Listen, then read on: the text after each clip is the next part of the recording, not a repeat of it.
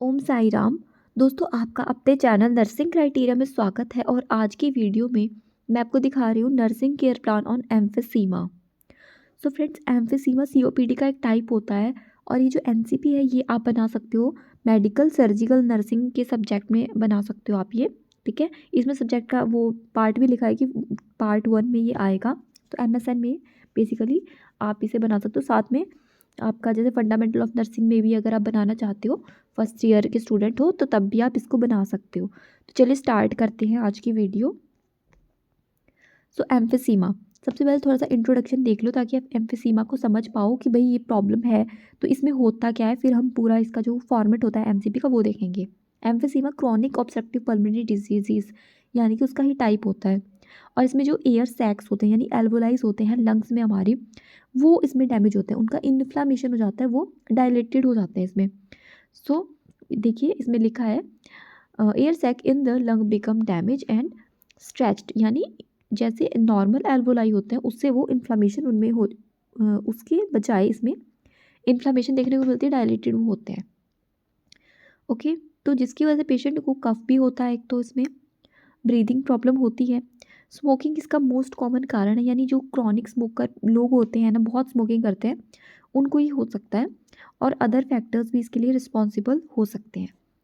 Emphysema happen gradually as tobacco smoke और other pollutants damage the tiny air sacs in your lungs. तो air sacs जो होते हैं यानी कि एल्वोलाइज हैं, उनको हम एल्वोलाइज बोलते हैं, जो हमारे लंग्स में है। तो ये धीरे धीरे स्मोकिंग से जो नशा करते हैं लोग, टबैको लेते हैं, उनमें ये हो जाता है। और normally some 300 million alveoli help bring oxygen. As the alveoli break down, your bronchial tubes can start to collapse. तो कोलैप्स होना, हमारे जो ब्रोंकियल ट्यूब्स हैं उनका भी कोलैप्स होना इसमें स्टार्ट हो जाता है। और एम्फीसीमा ना क्योर नहीं होता, इसको सिर्फ दवाइयों से मैनेज किया जा सकता है, बिकॉज ये क्रोनिक कंडीशन हो जाती है। तो इसको रिवर्स कर पाना एक मुश्किल काम है, तो इसको रिवर्स नहीं किया जा सकता, बट इसको मैनेज किया जाता है मेडिसिन से। चलिए स्टार्ट करते हैं एनसीपी। एनसीपी में आपको पता है कि जो हमारा पेशेंट होता है, कोई एम्फीसीमा का पेशेंट होगा, उसका आप बायोडाटा कंप्लीटली इसमें लिखोगे। तो जैसे कि हमारे पेशेंट का नाम आपने लिखना है, ललित कुमार है फॉर एग्जाम्पल, बट आप जो हॉस्पिटल में काम करोगे, आपकी ड्यूटी लगेगी, उसके अकॉर्डिंग पेशेंट की फाइल से, पेशेंट के रिलेटिव से, अटेंडेंट से पूछ करके सारी हिस्ट्री लेना है। उनका एज, जेंडर, फादर नेम, ठीक है, आईपीडी नंबर आपको मिलेगा उनकी फाइल से, ओपीडी नंबर, उनका रिलीजन, बेड नंबर क्या है, एड्रेस क्या है, ब्लड ग्रुप क्या है, ऑक्यूपेशन क्या है, वार्ड कौन सा है, उनका डायग्नोसिस सॉरी, ठीक है, और उनको कौन से डॉक्टर उनके हैं, फिजिशियन उनको कौन से देख रहे हैं, कंसल्टेंट कौन है, उनका नाम, और आपको हॉस्पिटल का नाम भी बताना है। फिर पेशेंट की चीफ कंप्लेंट्स की, किस कंप्लेंट्स के साथ पेशेंट जो है हमारा वो हॉस्पिटल में एडमिट हुआ, तो इसमें आपको शॉर्टनेस ब्रेथ हो सकता है, कफिंग हो सकता है, निमोनिया हो सकता है, पेशेंट को जो जो प्रॉब्लम्स थी वो आपको लिख लेना है। फिर आता है अगला पॉइंट, मेडिकल हिस्ट्री। तो मेडिकल में प्रेजेंट हिस्ट्री तो वही चीफ कंप्लेंट्स में ऐड कर लेना आप, और टाइटन चेस्ट है, रेस्टलेसनेस है, एंग्जाइटी, इंसोम्निया, जो जो प्रॉब्लम्स है वो सारी हमने यहाँ पे लिख दी, और पेशेंट हमारा इन इनकम्प्लीट के साथ एडमिट हुआ है। फिर पास्ट की हिस्ट्री भी हम लिखते हैं कि पुरानी हिस्ट्री पेशेंट की जो रही है, कोई और प्रॉब्लम रही है तो वो नोट करना है। सर्जरी पेशेंट की प्रेजेंट में एट प्रेजेंट कोई हुई है तो आप वो लिख सकते हो। तो mister Lalit Kumar has not undergone any surgical intervention, उसको नहीं हुई है। पास्ट में भी किसी भी तरह की कोई सर्जरी हुई है पेशेंट की, जैसे छोटे मोटे कोई ऑपरेशन है, स्टोन का ऑपरेशन हो जाता है, वो हुआ है, कोई इस और कोई माइनर ऑपरेशन है वो हुआ है, तो आप नोट कर लेना, वो भी पेशेंट आपको बता देगा। फैमिली की हिस्ट्री भी हम इसमें लिखते हैं। तो फैमिली मेम्बर्स में भी कोई तरह की, उनको अगर हेरिडिटरी कोई प्रॉब्लम है या फिर कोई साइकोलॉजिकल किसी को प्रॉब्लम है, मेटाबॉलिक कोई डिसऑर्डर है, तो ऐड कर सकते हो इसमें आप। ठीक है, ये होता है फैमिली ट्री, जिसको कि हम जीनोग्राम भी बोलते हैं। फैमिली ट्री सिंपल सा बनाया गया है, ये आपका पेशेंट है, ये उसकी वाइफ है, ये उसका सन है। ओके, तो ये आप लिख भी देना ऐसे करके कि ये हमारा पेशेंट है, मेल पेशेंट है, ये उसकी वाइफ है, एंड ये उसका बेटा है। और पेशेंट को हमेशा अलग से रिप्रेजेंट करते हैं, जैसे कि अगर बॉक्स पे मेल है तो राउंड करके हम फीमेल को बता रहे हैं, और इस तरह से कर रहे हैं तो मेल पेशेंट के लिए कर रहे हैं। फिर वैसे ही अगर फीमेल पेशेंट हमारी होती तो हम इस तरह से कर सकते थे, यानी डिफरेंट आपको पेशेंट को दिखाना है। ये हो गया आपका फैमिली मेम्बर्स के साथ पेशेंट का जो रिलेशन है वो यहाँ पे लिखा हुआ है। फिर सोशियो इकोनॉमिक स्टेटस में आता है उनका इनकम से रिलेटेड, यानी जो हमारा पेशेंट है वो साल भर में या महीने भर में कितनी इनकम उसकी हो जाती है और वो उसका ऑक्यूपेशन क्या है, उसका इनकम का ज़रिया क्या है, यानी कि ऐसा ऐसा आप इसमें ऐड कर सकते हो। ओके, इसमें लिखा है कि भाई 18,000 वो कमा लेता है। तो ये आपको थोड़ा सा एग्जाम्पल के तौर पे दिखा रही हूँ, इसी तरह से आप हर एक एनसीपी बनाते हो। फिर एनवायरमेंटल हिस्ट्री, पेशेंट की एनवायरमेंट हिस्ट्री भी हम इसमें ऐड करते हैं, यानी जहाँ पर वो रहता है वहाँ पर कैसा एनवायरमेंट है वहाँ का। तो जैसे इसमें लिखा है कि इलेक्ट्रिसिटी है, वेल वेंटिलेटेड है, और they are using practising closed waste disposal method, good toilet, sanitary facility available, यानी कि जो घर का हालात है वो ठीक है कि नहीं। कई बार जैसे डेफिकेशन के लिए जाते हैं तो जो पेशेंट है वॉशरूम के लिए बाहर जाते हैं, वहाँ की फीमेल्स भी बाहर जाती हैं, तो उनके घर में टॉयलेट ही नहीं होता, तो उसकी वजह से भी बीमारियाँ, बाहर जाएंगे खुले में जाएंगे फिर प्रॉब्लम हो सकती है। और वहाँ का एरिया साफ़ सुथरा है, घर में हवा आती है, धूप आती है, ये सब भी आपको पूछ के लिखना है उनसे। फिर हम करते हैं फिजिकल एग्जामिनेशन, जो कि हम हेड टू टो करते हैं। तो फिजिकल एग्जामिनेशन में सबसे पहले जनरल ऑब्जर्वेशन आता है कि पेशेंट कैसा आपका कॉन्शियस है या फिर डिसऑरिएंट है, वो आप यहाँ पे पेशेंट को देख कर ही लिखते हो। तो हमारा पेशेंट को जैसे लिखा है कि मॉडरेट बॉडी बिल्ट है, उसका कैसा बिल्ट है, बिल्ट की स्पेलिंग ठीक करना है दोस्तों, बिल्ट ये स्पेलिंग होती है इसकी। और सेमी कॉन्शियस है और ओरिएंटेड नहीं है, डिसऑरिएंट भी आप यहाँ पे लिख सकते हो, डिसऑरिएंट कर लेना इसको। और नॉन कोऑपरेटिव यानी कोऑपरेट नहीं कर रहा है, ऐसा पेशेंट अगर आपका है तो वैसे ही लिखना है। नॉर्मल अगर पेशेंट है, ओरिएंटेड है, कोऑपरेटिव है और क्या कहते हैं कॉन्शियस है, तो वैसे लिखना है। उसका टेम्परेचर आपको लिखना है, पल्स लिखना है, उसके बाद रेस्पिरेटरी रेट क्या है पेशेंट का वो लिखना है, और ब्लड प्रेशर चेक करके लिखना है। तो इसको देखो हाइपर टेंशन है, बीपी हाई आ रहा है, और फीवर भी है, पेशेंट फेब्राइल भी है, ये देखिए। Next page, height and weight patient का लिखना है। फिर स्किन एंड म्यूकस मेम्ब्रेन हम चेक करते हैं, उसमें हमने कलर देखा स्किन का कैसा है, एडिमा तो नहीं कहीं बॉडी में, मॉइस्चर कैसा है, लीजन कोई तो नहीं है बॉडी में कहीं पर भी प्रेजेंट है तो यस लिख सकते हो आप इसमें। साइनोसिस अगर है तो लिखना है, पेलर है नो, तो ये आप लिखोगे। साइनोसिस क्या होता है, ब्लूइश डिस्कलरेशन होता है कहीं पर बॉडी में, अगर ऐसा लगता है तो आप लिख सकते हो। लीजन कोई जख्म घाव वगैरह। फिर हेड में चेक करते हैं, स्कैल्प में कोई डैंड्रफ है या क्लीन है तो क्लीन लिख देना आपको। शेप, आइज़ का भी ऐसे ही हम कंप्लीट एग्जामिन करते हैं, आइज़ में बहुत चीज़ें देखते हैं। फिर हम प्यूपिल का रिएक्शन भी देखते हैं, विजन देखते हैं, डिस्चार्ज तो नहीं अब नॉर्मल, ये सब चीज़ें हम इसमें देखते हैं। Okay friends.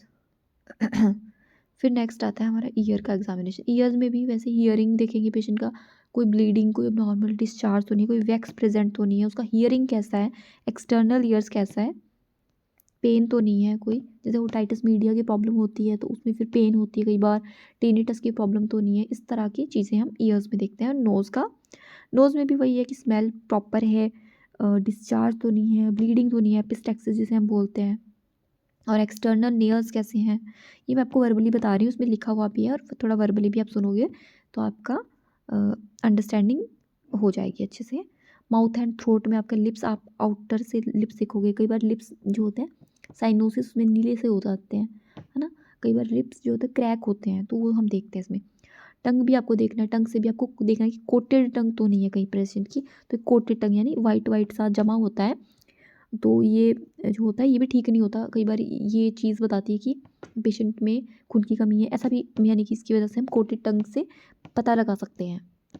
सो अगर आप आयरन डेफिशिएंसी अनीमिया के बारे में पढ़ते हो तो हम ये वाइट कोटेड टंग के बारे में पढ़ते हैं।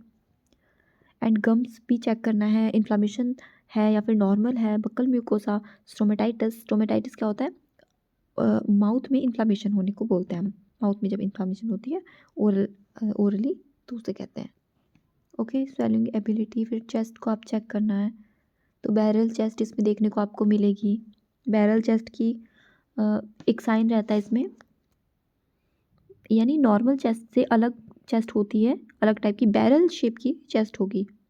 आर्म्स को चेक करना है, और यहाँ पर आते हैं हमारे इन्वेस्टिगेशंस। ब्लड की इन्वेस्टिगेशन है इसमें, HB WBC सबके नॉर्मल वैल्यूज़ लिखे हैं, पेशेंट की वैल्यूज़ लिखी हैं और रिमार्क दी गई हैं। तो ये सभी टेस्ट है इसमें। न्यूट्रोफिल है, लिम्फोसाइट है, इसिनोफिल्स है, बेसोफिल्स, मोनोसाइट, CRP और LDH है इसमें। ब्लड शुगर लेवल है, तो ब्लड शुगर लेवल आप देखो इंक्रीज है, हाई जो चीज़ें हाई है वो लिखा गया है। यूरिया क्रेट है, uric acid, potassium, sodium chloride, SUT and PT, ये लीवर के टेस्ट हैं, भी इंक्रीज है। सब कुछ ही गड़बड़ है हमारे पेशेंट का। तो ट्रीटमेंट क्या है इसकी, सो इसमें हम दे रहे हैं अगोमेंटिन, ठीक है। अगोमेंटिन की भी स्पेलिंग आपको ठीक करनी है, U आएगा यहाँ पे। तो ये TID यानी कि दिन में 3 बार दिया जा रहा है इसको। ये एंटीबायोटिक होती है। फिर पेन 40 एक हम इसको बोलते हैं PPIs होते हैं, ये प्रोटोन पम्प इनहिबिटर। तो स्टमक का एसिड के लिए कम करने के लिए दिया जाता है, और ये IV 40 mg में होता है, ठीक है। Use relieve disease of stomach and intestine. Proper इसमें डायग्नोस लिखा हुआ है, वैसे नहीं लिखा जैसे एंटीबायोटिक होता है एनालिसिस का, वैसे नहीं है। सो डोलो हमारा पैरासीटामोल होता है, 650 mg पर ओरल दिया जा रहा है दिन में 2 बार। ये OD मतलब 1 बार, वंस अ डे। ये TID या फिर TDS भी बोलते हैं उसको, thrice a day, 3 bar. BD मतलब ट्वाइस अ डे, 2 बार 2 बार मतलब 2 बार। तो ये एंटीपायरेटिक एंड अनाल्जेसिक दोनों काम करता है, फीवर को भी रिड्यूस करता है और माइल्ड टू मॉडरेट पेन को भी ये रिड्यूस करता है डोलो। फिर एस्कोरिल BD है, 2 टाइम्स है ये भी। ये एक सिरप है जो कि ड्राई कफ पेशेंट को है, तो उसके लिए दे रहे हैं। इसके आगे आप SYP लिख सकते हो, एस्कोरिल के आगे। फिर एजिथ्रल है, ये 500 mg BD है, और ये कफ के लिए, इसी के लिए थ्रोट के इन्फेक्शन होते हैं उसके लिए दिया जा रहा है, ये भी 2 बार है। पिप्टाज है, ये आपका एंटीबायोटिक होता है, 4.5 ग्राम में ये आता है, ओके। पिप्टाज में टेजेक्ट यानी इसके नाम से भी आता है ये, पिप्रासिलिन होता है इसमें, और टोजाबैक्टिम इसमें होता है। और लास्ट में एम्ब्रोक्सोल BD, ये भी 2 टाइम्स है, ये भी एक सिरप होती है, इसके 2 चम्मच, ठीक है। ये कफ के लिए, थ्रोट के लिए, इनकी प्रॉब्लम के लिए। और ये फ्रेंड जो एजिथ्राल होता है ना, ये एजिथ्रोमाइसिन होता है इसके अंदर। तो ये आपकी हो गई मेडिसिन। नेक्स्ट देखिए, टैबलेट्स में दवाई देख ली। अगला पॉइंट आता है हमारा नर्सिंग डायग्नोसिस का, ओके। तो यहाँ पर थोड़ा ब्लर है, तो फ्रेंड्स आप अपनी वीडियो की जो क्वालिटी होती है उसको प्लीज़ इंक्रीज़ कर लो, 720 कर लो उसको। सभी को ज़्यादातर कमेंट मेरे को आते हैं कि भी नहीं दिख रहा है, तो आप इसकी क्वालिटी इंक्रीज़ कर लेना। First nursing diagnosis, impaired gas exchange decrease ventilation as evidence by shortness of breath. Impaired gas exchange का बनेगा हमारा, क्योंकि हमारा रेस्पिरेटरी डिसऑर्डर हम पढ़ रहे हैं इसलिए।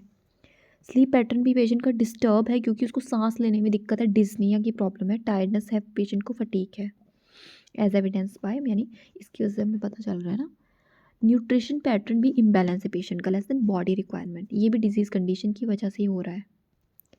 नॉलेज डेफिसिट है पेशेंट, ये आप हर एक नर्सिंग केयर प्लान में बना सकते हो पेशेंट के लिए, क्योंकि जो पेशेंट्स होते हैं हमारे वो नॉर्मल पर्सन होते हैं, मेडिकल वाले कई, हर पेशेंट नहीं होता, तो नॉलेज उन्हें नहीं होता डिजीज़ के बारे में, ट्रीटमेंट के बारे में, प्रोसीजर्स के बारे में। सो नॉलेज डेफिसिट एक अच्छा डायग्नोस है हमारा।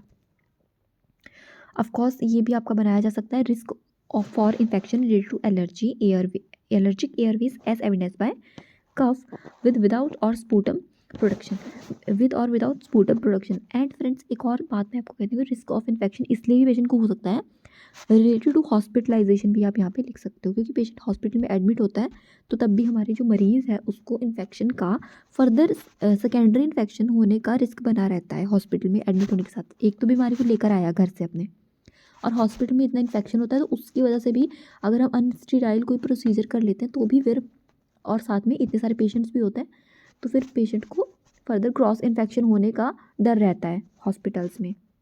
बाकी लाइन्स वगैरह लगाते हैं, उनकी वजह से भी कोई इन्फेक्शन हो सकता है, ओके। तो इनको हम करेंगे अब 1 बाय 1 करके, नर्सिंग प्रोसेस का बनाएंगे, यानी फुल एक्सप्लेन करेंगे फॉर्मेट में। सो ये रहा हमारा पहला diagnose, ineffective airway clearance related to secretion in the bronchioles, okay. बस इतना ही करो आप, एज एविडेंस लिखा हुआ है यहाँ पे, ये वैसे पहला डायग्नोस हो गया आपका। तो इसमें हमारा डायग्नोस का सबसे पहले हम जब करते हैं ना, तो असेसमेंट करते हैं, पेशेंट असेस करते हैं, सब्जेक्टिव डाटा, पेशेंट अपना बताता है प्रॉब्लम कि मुझको क्या प्रॉब्लम है। ऑब्जेक्टिव में हम लोग ऑब्जर्व करते हैं, ठीक है।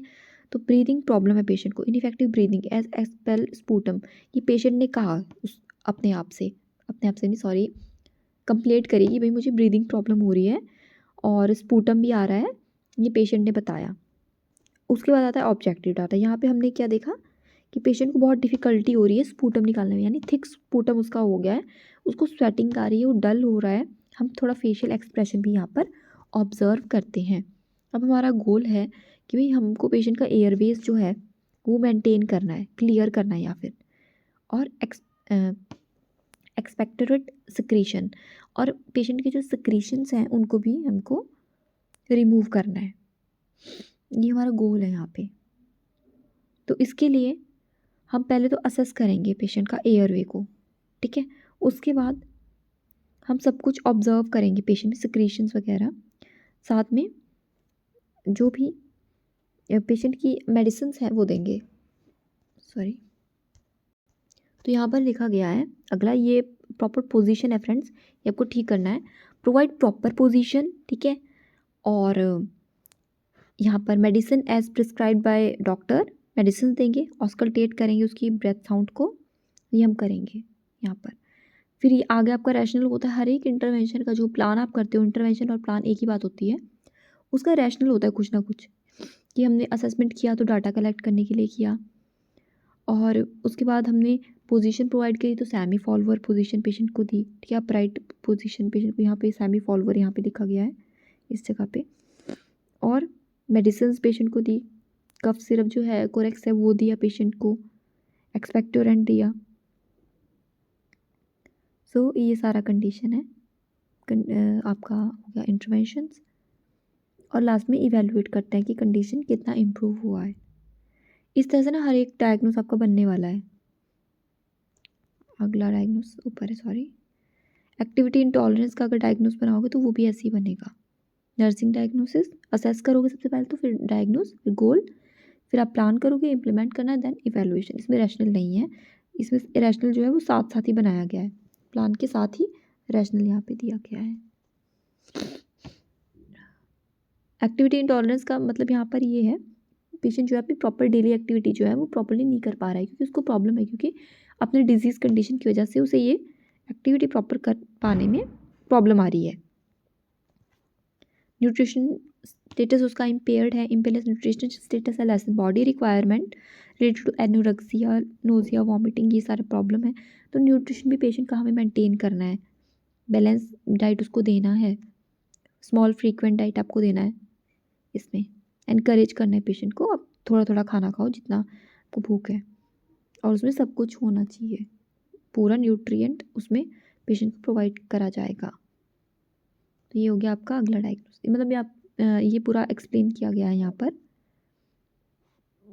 फिर उसी तरह से हमारा एक नॉलेज डेफिसिट का है, ये भी काफ़ी आसान होता है, पेशेंट को उसकी डिजीज़ कंडीशन के रिगार्डिंग इसमें हम नॉलेज प्रोवाइड करते हैं।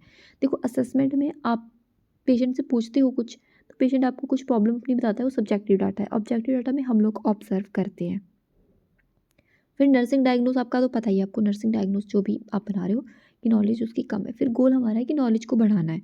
इंटरवेंशन में हम लोग प्लान कर लेते हैं कि भाई नॉलेज पेशेंट की कैसे कैसे इंप्रूव होगी। पहले तो असेस करोगे नॉलेज पेशेंट की, प्रीवियस नॉलेज क्या क्या है, फिर उसे खुद से एक्सप्लेन करोगे उसके प्रोसीजर्स, ट्रीटमेंट, उसको रीअश्योर करोगे, थोड़ा साइकोलॉजिकल सपोर्ट दोगे, सारे उसके डाउट्स क्लियर करोगे। ये आपका होता है प्लान, और आपको फिर उसका रैशनल बताना है, देन इम्प्लीमेंटेशन करना है। इम्प्लीमेंटेशन में जो भी आपका प्लान है वो इम्प्लीमेंट यहाँ पे एक्शन में ला देंगे हम, और इवैल्यूएशन में लास्ट में हम देखोगे कि पेशेंट का नॉलेज में कितना इंप्रूवमेंट आया है, patients knowledge up to increase up to some extent. Okay, और एक और आपका डायग्नोस बचा है, सॉरी, इसके बाद आता है आपका हेल्थ एजुकेशन। हेल्थ एजुकेशन, ठीक है, नर्सिंग डायग्नोस पूरे हो गए। पेशेंट को उसकी डिजीज़ कंडीशन के अकॉर्डिंग हेल्थ एजुकेशन प्रोवाइड करना है। डाइट के बारे में आप बता सकते हो, और अवॉइड करना है सिगरेट स्मोकिंग, बिकॉज उसी की वजह से ये प्रॉब्लम हुई है। रेस्पिरेटरी प्रॉब्लम का मेन कॉज रहता है ये सिगरेट स्मोकिंग, और ये उसको एग्रीवेट कर सकता है और ज़्यादा बढ़ा सकता है प्रॉब्लम को। Medicine properly time to time लेनी है, यहाँ पर एडवाइस करोगे। और रेस्ट एंड स्लीप के बारे में बताओगे, अच्छी डाइट के बारे में बताओगे। बस ये सारा कुछ मेन बातें हैं जो आप पेशेंट को बता सकते हो। ठीक है फ्रेंड्स, तो आज का वीडियो कैसा लगा मुझे कमेंट करके ज़रूर बताना और अपने दोस्तों के साथ इसे ज़रूर शेयर करना। Thank you so much for watching.